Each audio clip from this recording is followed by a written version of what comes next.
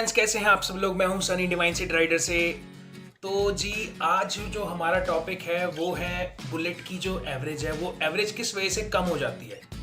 तो कुछ मैं आपको छोटे छोटे से पॉइंट्स बताऊंगा, उन पॉइंट्स को आप फॉलो करो। वो पॉइंट्स जैसे ही आप फॉलो करोगे ना तो आपकी बाइक की एवरेज जो है वो बढ़नी शुरू हो जाएगी और बढ़ जाएगी जितनी होनी चाहिए नॉर्मल। आजकल जितनी भी आप बुलेट लेके नई बुलेट्स हैं वो भी चलाने के बाद जो एक मिनिमम जो एवरेज होती है ना वो लगभग 30 से 32 के आसपास आती है।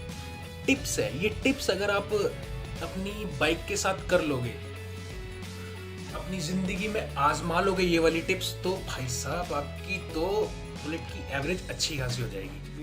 वीडियो में परेशान करने वाले लोग आ गए हैं, ये वीडियो में घुसने वाले लोग हैं, छोड़ो।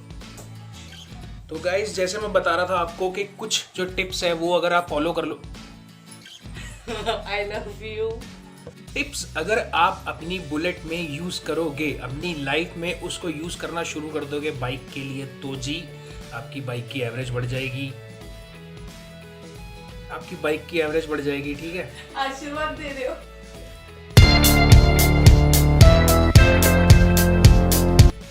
तो जी सबसे पहला पॉइंट है वो है आपका ओवर ट्रैफिक। जो ट्रैफिक जैसे रोड्स के ऊपर ट्रैफिक बढ़ गया तो आप अगर आप उसके हिसाब से चल रहे हो, ट्रैफिक के अंदर बाइक को रोकना पड़ता है, चलाना पड़ता है, रोकना पड़ता है, ब्रेक मारो, चलाओ, रोको, ब्रेक, तो उसकी वजह से क्या होता है, एवरेज डाउन होती है।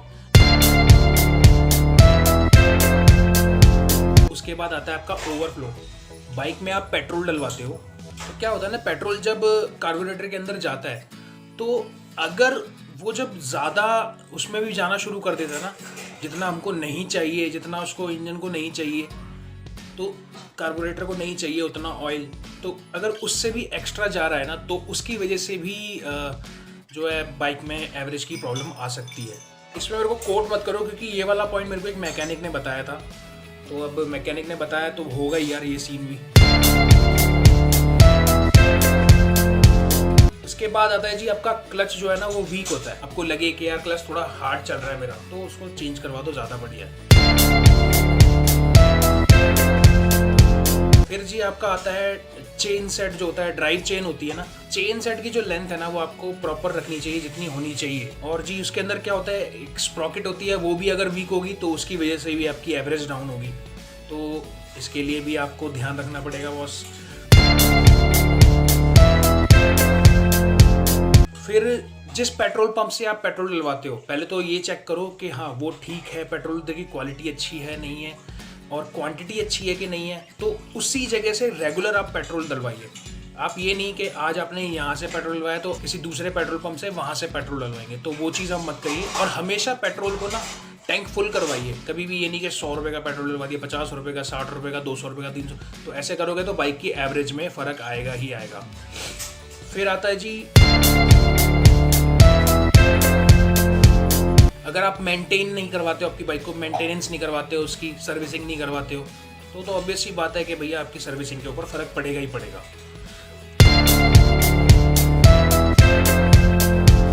फिर अगर आपकी गाड़ी काला धुआं छोड़ रही है, आप उसके ऊपर ध्यान नहीं दे रहे हो कि अब करवा लेंगे, कल करवा लेंगे, परसों, तो उस चीज़ के ऊपर ज़्यादा ध्यान दो।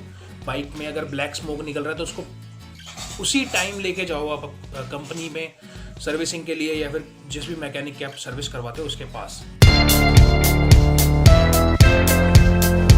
आपको प्रॉपरली ड्राइव करना है बाइक के ऊपर।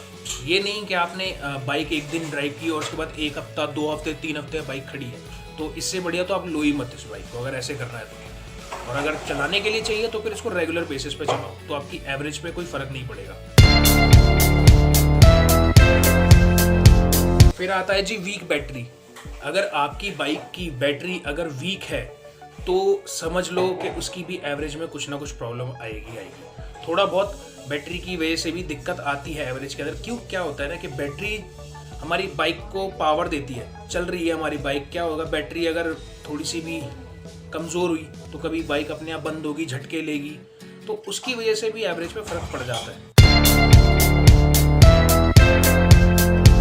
और जो उसके बाद ऑप्शन आता है वो आता है पुअर ब्रेकिंग का। अगर आपका ब्रेकिंग सिस्टम, फ्रंट और रियर टायर का ब्रेकिंग सिस्टम दोनों के दोनों लूज़ हैं, वीक हैं, तो उसकी वजह से भी आपकी बाइक के ऊपर एवरेज का फर्क दिखेगा। फिर आता है जी कार्बोरेटर। आपको अपने कार्बोरेटर को ट्यून करके रखना चाहिए, उसको प्रॉपर क्लीन करवाना चाहिए जब भी आप उसको सर्विस पे लेके जा रहे हैं। तो ये आप अपने मैकेनिक से ज़रूर बोलिए। आता है जी आपका राइडिंग स्टाइल। अगर आपका राइडिंग स्टाइल अच्छा नहीं है तो आपकी जो बाइक की एवरेज है वो ऑटोमेटिकली डाउन हो जाएगी। अब अगर आप सही तरीके से बाइक चलाते हो, आपने एक फ्लो बांध रखा है कि इतनी स्पीड होगी तो ये गियर, इतनी स्पीड होगी तो ये गियर, इतनी स्पीड होगी तो ये गियर, आपका एक राइडिंग स्टाइल जो होता है वो आप फॉलो कर रहे हो, आप किसी और को बाइक दे रहे हो, उसका फिर कुछ डिफरेंट ही होता है। गियर शिफ्ट पैटर्न की वजह से भी जो है एवरेज लो हो जाती है। फिर आती है जी आपकी स्पीड जो है ना, आपको प्रॉपरली मेंटेन करनी पड़ती है। आप अगर फ्लक्चुएट कर रहे हो आपकी स्पीड को, आपकी स्पीड है अभी 20-30 और उसके बाद एकदम ही आप एक्सेलरेट कर देते हो उसको, तो 40, 50, 60 के 70 के आसपास जा रही हो, तो उसकी वजह से भी एवरेज में फ़र्क पड़ता है।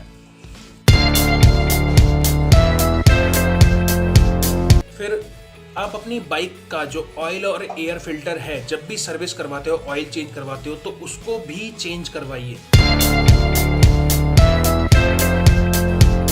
आपके टायर्स का, आपकी बाइक के टायर्स का एयर प्रेशर प्रॉपरली चेक करिए, हर हफ्ते चेक करिए। इसके ऊपर मैंने एक वीडियो बनाई है, नॉर्मल एयर और नाइट्रोजन एयर जो है, तो आप वो वीडियो भी चेकआउट कीजिए। और क्या है कि हर हफ्ते आप अपनी बाइक को जो टायर प्रेशर है, अगर आप नॉर्मल एयर डालते हो तो हर हफ्ते आपको बाइक का टायर प्रेशर चेक करना पड़ेगा। नहीं, अगर आप नाइट्रोजन एयर डालते हो तो 1 से 1.5 महीना तो आराम से आपकी बाइक निकाल देती है। और जी सबसे मेन ऑप्शन आजकल तो दिल्ली में तो बैन ही है खैर, जो एग्जॉस्ट होते हैं, जो हम आफ्टर मार्केट एग्जॉस्ट लगाते हैं, अगर हम वो लगाते हैं तो ऑब्वियस सी बात है उसके अंदर 4 से 5 नंबर्स का फ़र्क आता है। अगर आपकी बाइक 32 की एवरेज है ना तो 27, 28, 27, 28 इस पे आ जाएगी, 26 तक, 25 तक भी देखी है मैंने कॉपी होते हो। मैंने चेंज किया हुआ था तो मुझे पता है मेरी बाइक लगभग 25 से 26 के आसपास एवरेज दे रही थी। और अभी मैंने जब वो कंपनी फिटेड पे अपग्रेड किया है फिर दोबारा से, तो उससे मेरे को लगभग 32, 33, 32, 33 ऐसे मेरे को एवरेज मिल रही है। पॉइंट्स मैंने आपको बताया ना, वो सारे के सारे पॉइंट्स आप अपनाओगे तो आपकी बाइक बहुत ही बढ़िया चलेगी विद एवरेज, और उसकी स्मूथनेस भी अच्छी हो जाएगी बाइक की चलाने की, और आपकी बाइक तो अच्छी है। इसके लिए नमस्ते, सत श्री अकाल, thank you for watching this vlog. और आगे भी इसी तरीके के व्लॉग आते रहेंगे तो प्लीज़ उन्हें देखना ना भूलिए, और इसको एक लाइक ज़रूर कर दीजिए, शेयर कर सकते हो तो कर दीजिए, सब्सक्राइब भी कर दीजिए यार अगर अच्छा लगे तो, और शेयर ज़रूर करिए ताकि दूसरे लोगों को भी पता चले ये सब चीज़ें। तब तक के लिए बाय।